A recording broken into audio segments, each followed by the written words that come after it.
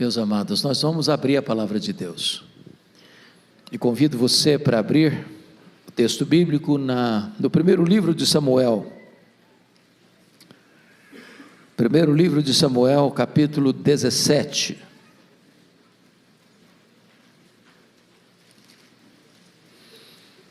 Esta é uma narrativa bíblica bem conhecida de todos. E eu vou ler apenas os versos 45, parte do 46 e do 47. Entretanto, pretendemos fazer uma exposição de todo o capítulo e preciso que você mantenha a Bíblia aberta depois da leitura. 1 Samuel 17, 45.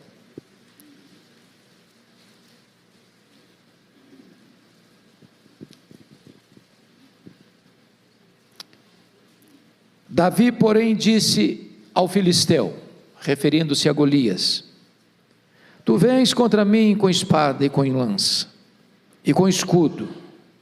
Eu, porém, vou contra ti em nome do Senhor dos exércitos, o Deus dos exércitos de Israel, a quem tens afrontado. Hoje mesmo o Senhor te entregará nas minhas mãos. Parte B do verso. E toda a terra saberá que há Deus em Israel. Saberá toda essa multidão que o Senhor salva, não com espada, nem com lança, porque do Senhor é a guerra, e Ele vos entregará nas nossas mãos. Amém. Essa é uma das narrativas mais conhecidas da Bíblia. Esse é um dos textos clássicos da Bíblia para tratar de uma batalha, de uma guerra espiritual. E eu preciso dizer a você nesta noite que, seja do ponto de vista real ou figurado, os gigantes ainda existem. E eles são muitos. E eles são atrevidos. E eles são insolentes. E eles teimam em se colocar no nosso caminho para nos assustar, para nos intimidar, para nos fazer correr com as pernas bambas de medo. Gigante é tudo aquilo que parece ser maior do que você. Gigante é tudo aquilo que intimida você. Há gigantes que estão fora de nós. Há gigantes que estão dentro de nós. Há gigantes que nós os criamos no laboratório do medo, e eles se levantam como fantasmas para nos assustarem. Um gigante pode ser uma pessoa, uma circunstância, um sentimento, um trauma, uma doença, uma perda, uma decepção, um luto. Eu não sei quais são os gigantes que você enfrenta, mas eu quero lhe dizer que Deus não chamou você para ter medo dos gigantes, para medir a altura dos gigantes, para fugir dos gigantes. Deus chamou você para vencer os seus gigantes.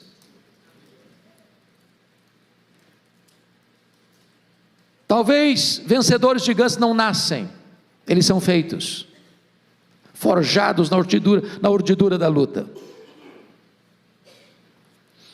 Thomas Alva Edison, que foi um grande cientista, disse certa feita que as nossas vitórias são construídas de 10% de inspiração e 90% de transpiração. Tem trabalho, tem suor, tem lágrimas. Esse próprio cientista, dizem os seus biógrafos, que quando ele era pequeno, a escola o devolveu, não tinha os mesmos direitos que se tem hoje. E quando ele perguntou para sua mãe: por que, mamãe, que a escola me rejeitou? Sua mãe respondeu: é porque você é muito inteligente, filho. Seus coleguinhas não vão conseguir acompanhar você. Eu vou investir em você. E investiu mesmo. E Thomas Alva Edison veio se tornar o maior cientista de todos os tempos, no sentido de registrar patentes. Cerca de 1000 patentes. Muitas invenções, dentre elas a lâmpada elétrica. Muitas pessoas têm enfrentado seus gigantes e vencido seus gigantes. Por exemplo, John Milton ficou cego aos 50 anos de idade. Não é fácil enxergar e deixar de enxergar. Alguém diz que acabou a vida dele, pois depois de completamente cego, ele escreveu o grande clássico, O Paraíso Perdido. Ludwig van Beethoven foi um músico de qualidades superlativas. Sua família tinha sérios problemas de formação genética. Quando a sua mãe engravidou, o médico recomendou a ela interromper a gravidez. Ela corajosamente manteve a gravidez. Nasceu Ludwig van Beethoven, um músico excelente, mas por uma surdez progressiva, aos 46 anos de idade, ele ficou completamente surdo. Parecia o fim para a carreira de um músico. Mas depois de completamente surdo, ele compôs as suas mais importantes sinfonias. Venceu o gigante da surdez. Talvez a mais celebrada compositora evangélica de todos os tempos foi Fanny Crosby. Fanny Crosby compôs cerca de 8.000 hinos. Cantava todos eles de cor. Praticamente conhecia todo o Novo Testamento de cor. Essa mulher viveu 92 anos. Porém, ficou cega por um erro médico na 6ª semana de vida. Passou toda a sua história na escuridão. Mas ela inspira e consola milhões de pessoas com as suas músicas ainda hoje. Que segurança tenho em Jesus, pois nele gozo paz, vida e luz. Quero estar ao pé da cruz, que tão rica fonte. Hinos de Fanny Crosby. Venceu o gigante da cegueira. Quais são os seus gigantes? Hoje Deus está aqui convocando você para enfrentar e vencer esses gigantes. Esse texto nos fala de uma guerra. Israel está lutando contra os filisteus. Os filisteus foram os mais terríveis inimigos de Israel por séculos. Oriundos da região do Mar Egeu, migraram para Israel na região costeira ocidental, na parte próxima ao Mediterrâneo. Nunca foram vencidos por Israel, senão no período de Davi. Eles eram muito mais preparados militarmente, eles tinham carros de ferros, eles eram numerosos e muito valentes na guerra. E agora, de um lado está o exército de Israel, do outro lado estão os filisteus.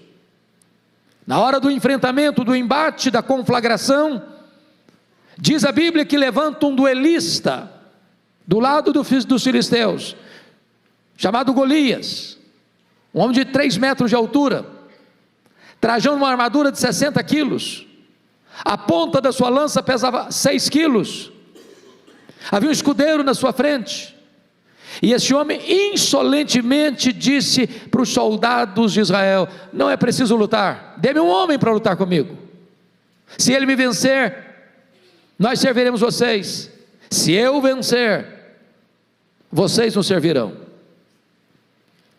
E diz a Bíblia que durante 40 dias, 2 vezes por dia, esse duelista filisteu desafiou o exército de Israel e todos fugiram de medo. O moral do exército de Israel estava baixo. Porém, na hora da debandada geral, no 40º dia, Na 80ª vez, chega Davi no acampamento, para levar provisão para o comandante e para os seus irmãos, e ele quer saber o que está acontecendo. E informam para ele: tem um gigante, um duelista, um homem experimentado na guerra, que está nos humilhando, nos afrontando. Ele é imbatível, ele é invencível, ninguém pode lutar com ele. E quando Davi escuta essa história, ele pergunta: mas quem é esse incircunciso filisteu para afrontar os exércitos do Deus vivo? E se dispôs a enfrentá-lo, e a vencê-lo, e o enfrentou e o venceu. Daí decorre então o tema dessa meditação: quais são os atributos de um homem vencedor de gigantes? Esse texto nos aponta para isso. Com a Bíblia aberta comigo, confira por gentileza. Em primeiro lugar, veja você o verso 24. Todos os israelitas, vendo aquele homem, fugiam de diante dele e temiam grandemente, e diziam uns aos outros: viste aquele homem que subiu? Pois subiu para afrontar a Israel. Um vencedor de gigantes, irmãos, não escuta a voz dos pessimistas. Os pessimistas estão por aí crescendo como cogumelo, estão por toda parte, e eles vão olhar para vocês e dizer assim: é uma loucura você enfrentar o seu gigante, você não vai conseguir, isso é maior que você, é melhor desistir, é mais seguro fugir. Se você escutar os arautos do pessimismo, se você escutar os embaixadores da incredulidade, se você der crédito a esses pessimistas, você também vai fugir. Eu fico olhando a história de Israel, daqueles 10 espias que voltaram de avistar a terra e deram um relatório muito negativo. A terra é boa, lá mana leite e mel mesmo, os frutos da terra são excelentes, trouxemos até evidências disso, mas tem um problema: lá tem cidades fortificadas, lá tem guerreiros, lá tem gigantes, a terra é inconquistável, ela é boa, mas não é para o nosso bico, não dá para nós. Aliás, aos olhos daqueles gigantes, nós somos gafanhotos. Para ser sinceros, aos nossos próprios olhos, nós somos gafanhotos. Príncipes, menos do que príncipes. Homens, menos do que homens. Insetos, gafanhotos. Sabe o que a Bíblia diz? Que em virtude de escutar a nação, o relatório pessimista desses espias, Deus puniu a nação toda, e toda aquela geração que saiu do Egito, exceto os 2 espias que creram que Deus poderia dar-lhes a terra, pereceram no deserto. Não escute os arautos do pessimismo. Deus pode levantar você para vencer aqueles gigantes que desafiam você, que intimidam você e que fazem você sofrer. Mas a segunda marca de um vencedor está aí comigo, confira, versículos 14 a 16. Davi era o mais moço, só os 3 maiores seguiam Saul. Davi, porém, ia a Saul e voltava para apacentar as ovelhas de seu pai em Belém. Chegava-se, pois, o filisteu pela manhã e à tarde, e apresentou-se por 40 dias. Essa marca é a seguinte: você não tem que ficar olhando para as dificuldades do ontem, você tem que olhar para as oportunidades que Deus põe diante de você hoje. Vamos entender isso aqui. Quando Abner, comandante do exército de Israel, vai à casa de Jessé para alistar alguns de seus filhos para serem soldados, para defender a nação, ele escolhe os 3 mais velhos. Davi não foi escolhido nem lembrado. Talvez alguém dissesse: olha, esse Davi não tem idade para ser soldado, ele não tem cancha para ser soldado, ele não tem preparo para ser soldado, ele não tem porte de soldado. Mas o único homem que teve coragem de enfrentar o gigante, nem lembrado foi. Eu conheço muita gente doente, emocionalmente doente, porque um dia não foram lembrados, porque ninguém acreditou nele, não acreditou nos seus dons, não acreditou nos seus talentos, foi abandonado, foi esquecido.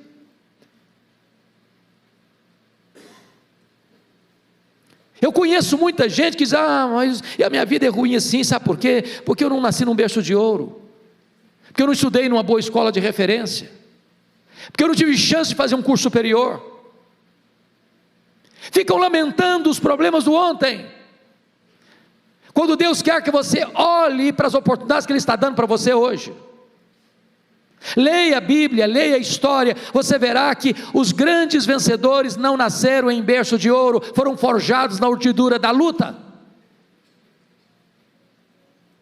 Não importa o seu grau de instrução, não importa o seu berço, se de ouro ou berço de palha, o que importa é que Deus pode levantar você na sua geração, para ser uma bênção e para ser um vencedor de gigantes. Terceira marca de um vencedor de gigantes. Confira comigo os versos 28 a 30. Ouvindo Eliabe, seu irmão mais velho, falar àqueles homens, acendeu-se-lhe a ira contra Davi e disse: por que desceste aqui? E a quem deixaste aquelas poucas ovelhas no deserto? Bem conheço a tua presunção e a tua maldade, desceste apenas para ver a peleja. Respondeu Davi: que fiz eu agora? Eu fiz somente uma pergunta. Desviou-se dele para outro e falou a mesma coisa. Terceiro lugar, irmãos, um vencedor de gigantes é alguém que precisa aprender a lidar com seus críticos.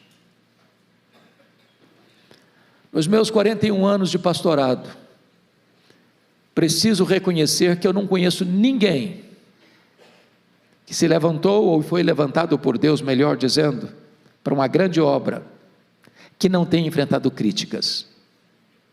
Quem tem medo de críticas não serve a Deus. Quem tem medo de críticas está mais interessado nos aplausos humanos do que na glória de Deus. Agora é verdade que há críticas e críticas. Tem crítica que vem para ajudar você, para impulsionar você. Alguém que está interessado em ajudar você, em cooperar com você. Mas há críticas que vêm para destruir você, para humilhar você, para derrubar você. Esse tipo de crítica dói muito. Mas eu vou lhes dizer quando é que a crítica dói mais. Em primeiro lugar, a crítica dói mais, meus irmãos, quando ela vem daqueles que deveriam estar do nosso lado e estão contra nós. É gente que faz parte da mesma equipe, da mesma igreja, da mesma família e joga contra o patrimônio. Faz gol contra, torce contra. Notem vocês que Eliabe é irmão de Davi, é sangue de Davi, é carne de Davi, e está contra Davi. A gente chama isso de fogo amigo. É gente que puxa o tapete. Quando uma pessoa próxima de você critica você, isso dói mais do que quando um estranho critica você.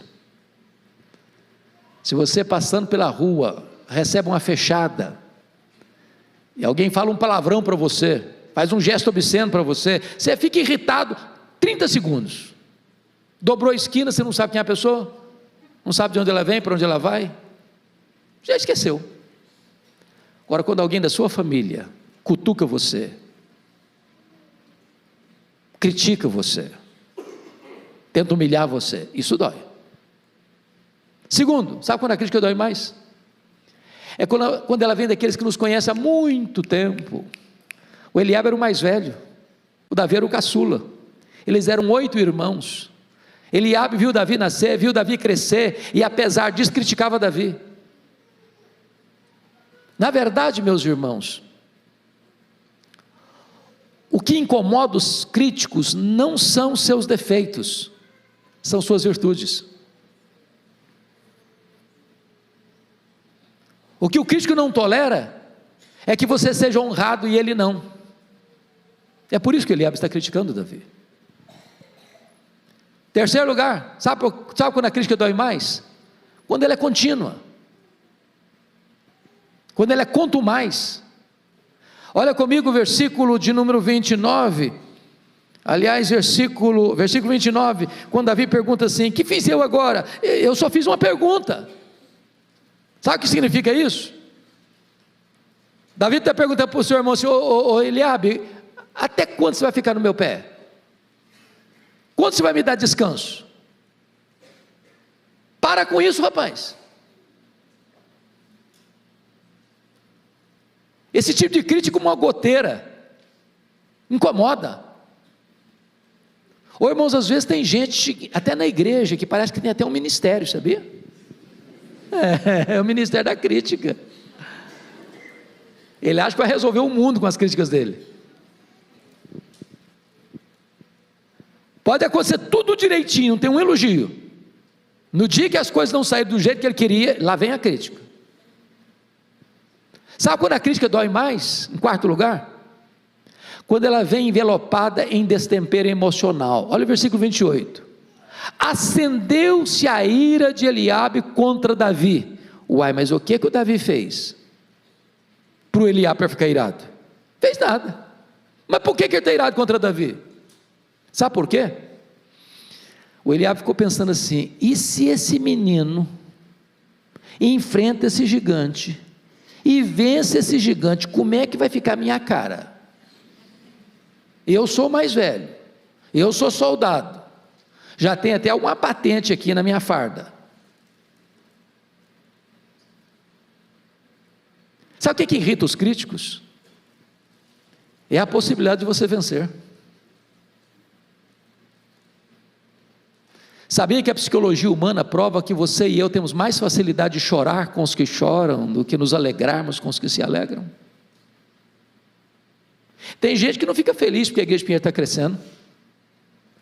Tem gente que não fica feliz quando você vê alguém rompendo na vida. Tem gente que fica incomodado porque Deus está abençoando o seu trabalho. Isso é o crítico. Mas sabe quando a crítica dói mais? A crítica dói mais quando o crítico tem a síndrome de Deus. Sabia disso, que o crítico tem síndrome de Deus? Olha o versículo 28. O Eliabe perguntou assim para o Davi, disse assim acerca do Davi: bem conheça a tua presunção e a tua maldade. Você veio aqui só para espiar essa peleja. Meus irmãos, isso é um juízo de valor. Isso é foro íntimo. Presunção e maldade só Deus conhece. Mas o crítico julga suas palavras, julga suas obras e julga suas intenções. A grande pergunta é: será que Eliabe tinha razão? Será que Davi estava ali mesmo porque ele era presunçoso? É isso mesmo. Vamos entender? Se você virar a página da sua Bíblia para o capítulo 16, no capítulo 16 aconteceu uma cerimônia lá na casa do Jessé. Deus mandou o profeta Samuel à casa do Jessé para ungir um dos filhos de Jessé, rei de Israel, em lugar de Saul. E quando o profeta Samuel está chegando, a primeira pessoa que ele encontra é o Eliabe, rapaz bonitão, capa de revista. E aí o Samuel pensou logo: está aí o ungido do Senhor. Disse: vai devagar, profeta, aí só tem casca, é só verniz. Nesse não. Diz a Bíblia que todos os outros filhos de Jessé passaram diante de Samuel e disse: não é esse, também não é esse, também não é esse aqui também não é, também aquele ali não é, esse aqui também não é. Ué, mas acabaram os filhos? Ah, não, tem o caçula, mas o caçula, tadinho, ele é um menino ainda, ele está lá cuidando de ovelha. Pois é, e nós não vamos nos assentar à mesa enquanto ele não chegar. Aí chega o Davi esbaforido: o que está acontecendo aqui? Deus, é esse aí, pode tornar um azeite na cabeça dele, esse aí. Você imaginou como é que ficou o Eliabe? O menino furou a fila.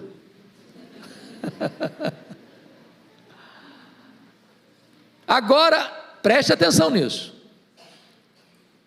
Os 3 mais velhos estão na guerra. O Jessé dá um recado para o Davi: ô meu filho, deixa as ovelhas aí sob cuidado de alguém, vem cá, eu preciso de você. Ô filho, eu preciso que você leve esses pães e esses queijos para o comandante e para os seus irmãos. Davi poderia ter dito assim para o seu povo: papai, eu acho que o senhor não está entendendo nada.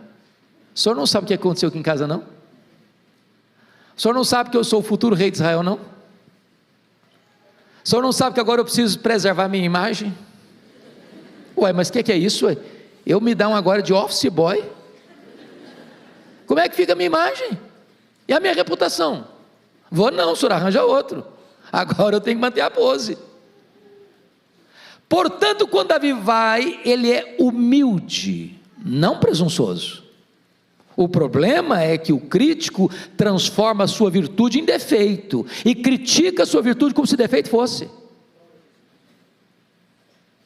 Sabe quando a crítica dói mais? Em último lugar, a crítica dói mais quando o crítico quer humilhar você diante das outras pessoas. Olha a pergunta do Eliabe no verso 28. Ô menino, com quem você deixou aquelas poucas ovelhas no deserto? O que ele está falando aqui? Trocando em miúdos, sabe o que ele está dizendo para Davi? Menino, recolha-se a sua insignificância. Coloque-se no seu lugar, rapaz. Quem é você? Você não passa de um pastorzinho de poucas ovelhas no deserto e vai dar uma de valentão aqui, tem um exército inteiro fugindo desse gigante. Quem é você, cara? Enxerga-se. O que ele está fazendo? Humilhando Davi diante dos soldados de Israel. Deixa eu dizer uma coisa a você muito séria. A única maneira de você lidar com seus críticos é fazer o que Davi fez. O que é que Davi fez? Confira o versículo 30, está escrito aí: desviou-se dele para outro, e falou a mesma coisa. Se você escutar os críticos, você perde a alegria, você perde a paz, você perde o sono, você perde o apetite, você perde a saúde, você perde o foco. Não gaste tempo com os críticos. Deus chamou você para vencer os gigantes.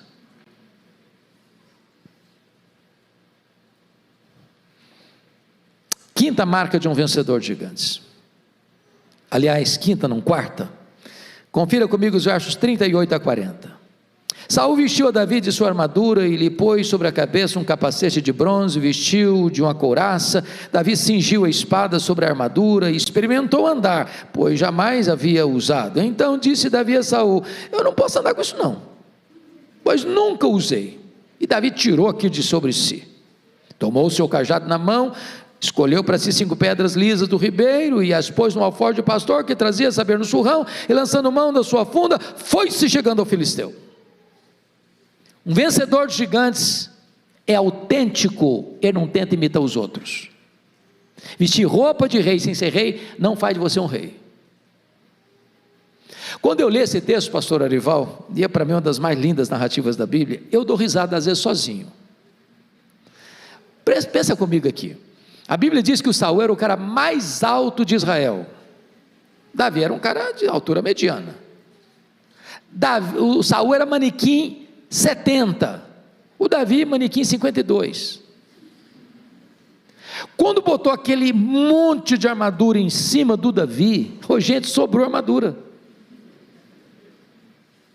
O cara não conseguia nem andar, era um estorvo, era uma loucura aquilo. Agora, bota uma espada, a espada do Saul devia ser maior que a dos outros, ela encostava lá no chão. O Davi não conseguia andar com aquilo. Ele arrancou aquela tralha toda de cima dele e falou: eu não sei usar isso não, nunca usei esse negócio não, e tem uma coisa, eu não sei mesmo e não quero também, pronto. Aí ele correu lá no ribeiro. Gente, se vocês visitarem essa região de Israel, vale a pena, porque lá até hoje, nesse lugar, tem pedras assim, tamanho de um ovo, lisinha, que dá vontade até você dar umas pedradas. Botou 5 para não ter problema. E aí pegou a funda e correu na direção do gigante. Sabe o que ele está dizendo? Gente, ele está pensando assim: com essa funda aqui, eu sou um doutor, eu consigo acertar um fio de cabelo, quanto mais a testa de um gigante. O que é que Davi está nos ensinando? O que Davi está nos ensinando é que não basta ter coragem, é preciso ter preparo. Coragem sem preparo é loucura. Meus irmãos, nós vivemos hoje um mundo distinto, nós vivemos hoje um mundo dos especialistas. Por exemplo, Você se lembra que no passado, bem recente, você tinha uma coisa chamada médico da família, lembra disso? Médico da família. Ele era médico do vovô, médico da vovó, do papai, da mamãe, do filho, da filha, do neto, da neta, e o médico clinicava do alto da cabeça à planta dos pés, e pronto, era o médico. Hoje, se a dor é do lado direito, é um médico, se a dor é do lado esquerdo, é outro médico. Se a dor de dente é de um jeito, é um dentista. Se a dor de dente é do outro jeito, é outro dentista. Porque é o mundo dos especialistas.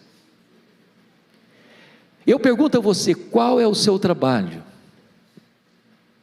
Não importa o seu trabalho, se você for um especialista, você vai ser bem sucedido. Você pode fazer salgadinho para fora, você vai fazer o melhor salgadinho da cidade. Você vai ser professor, você vai ser o melhor professor da escola. Você vai ser um comerciante, você vai ser o melhor comerciante da cidade. Você vai ser um advogado, um engenheiro, você vai ser um industriário, você vai ser um empresário, você vai ser um taxista, um motorista de Uber, você vai se especializar, você vai fazer com excelência.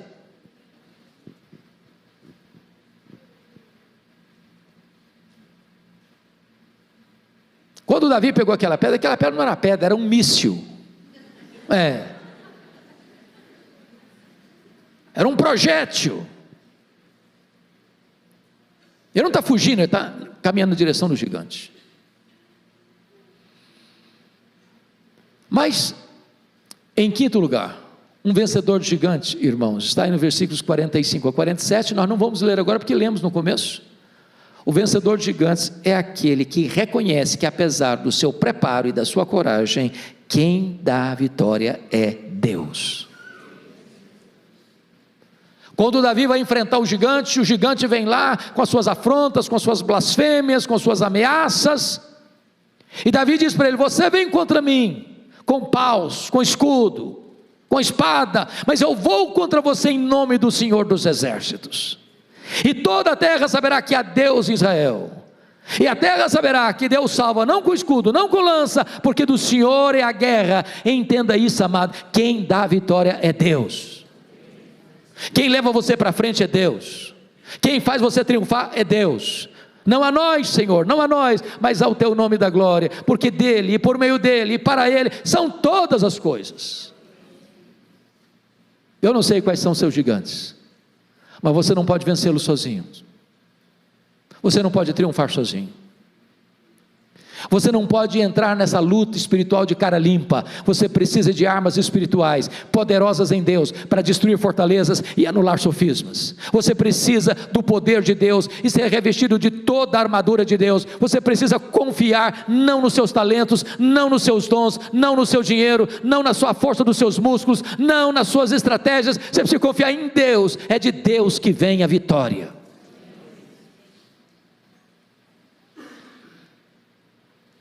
Sexto lugar, um vencedor de gigantes.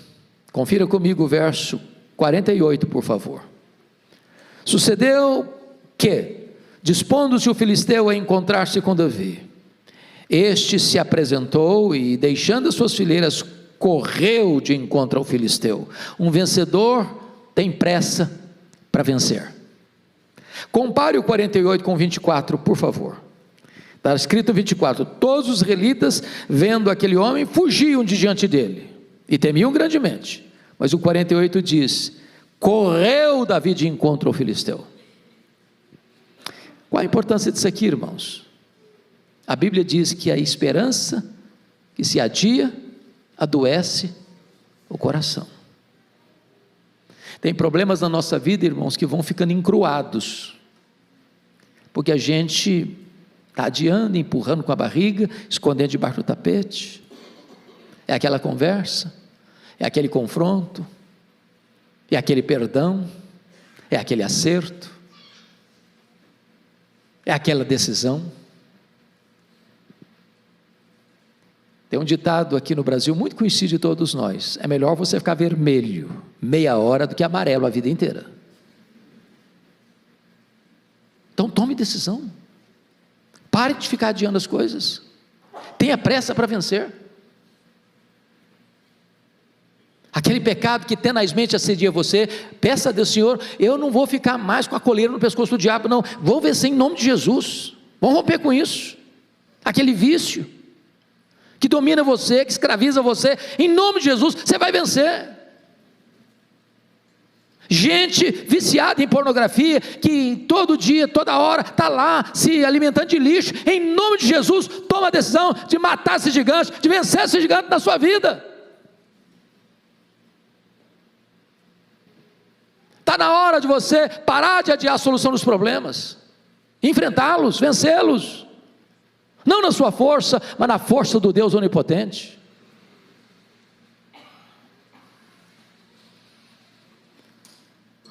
Quando eu li o livro O Monge Executivo, eu li numa sentada, mas eu só lembro de uma frase.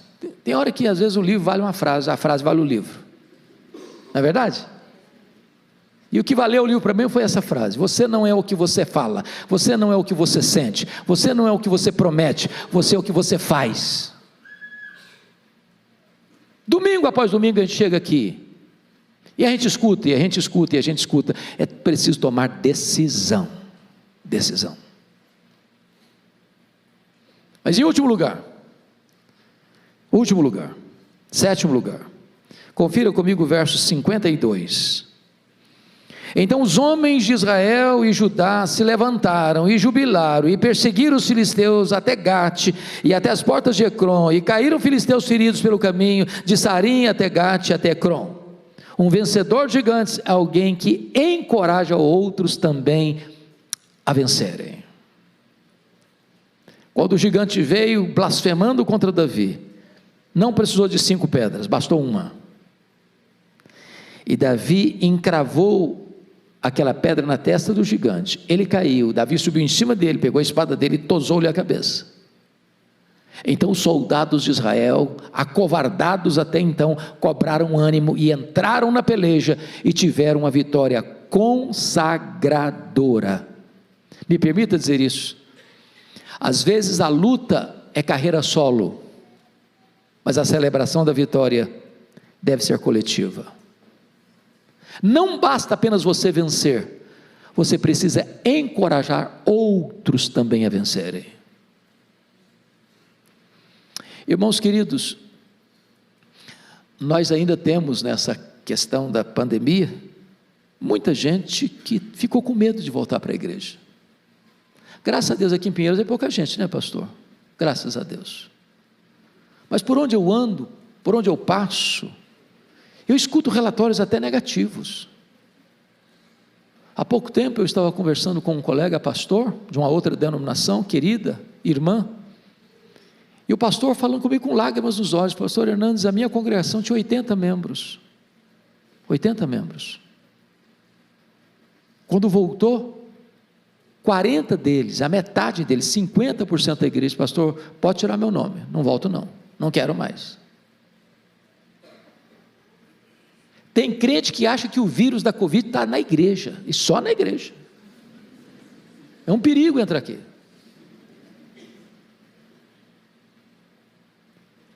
Nós louvamos a Deus pelo alcance que essa igreja tem nas mídias sociais, louvamos a Deus mesmo.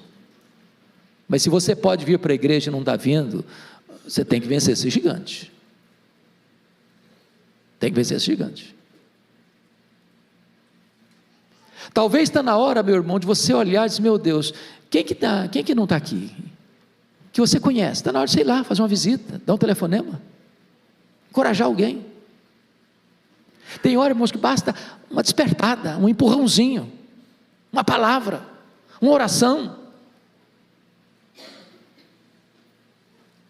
Nós somos um time, nós somos uma equipe, nós somos uma família, nós somos um rebanho, nós somos um povo, nós estamos conectados uns com os outros. Nós não podemos deixar ninguém para trás. Em vez de criticar, de desanimar, de dar discurso de negativismo e pessimismo, incredulidade, nós temos que dizer: meus irmãos, vamos juntos, estou com você, vamos juntos, meu irmão, vamos juntos, vamos juntos.